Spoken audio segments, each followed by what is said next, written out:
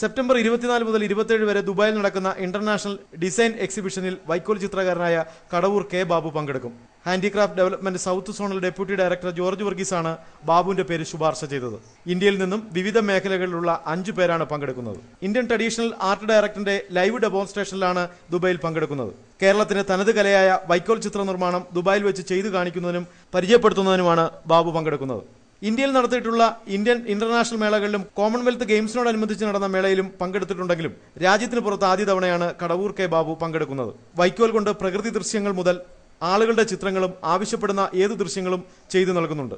1996 ഹാൻഡിക്രാഫ്റ്റിനുള്ള ദേശീയ award, 1999 Rajasthan state award, 2000 UP-യിൽ നിന്നുള്ള താൻസി ആയുർവേദ അവാർഡും, 2003 പൂനെയിൽ നിന്നും കലാവിജ്ഞാന പ്രമോദിനി അവാർഡും, 2004 UP-യിൽ നിന്നും താജ് പുരസ്കാരവും, 2006 ഖാദി കമ്മീഷനിൽ നിന്നും ദേശീയ അവാർഡും, 2008 രാജസ്ഥാനിൽ നിന്ന് ബെസ്റ്റ് ആർട്ട് വർക്ക് അവാർഡും ഈ കൊല്ലം സ്വദേശിക്ക് ലഭിച്ചിട്ടുണ്ട്. ന്യൂസ് ബ്യൂറോ, കൊല്ലം.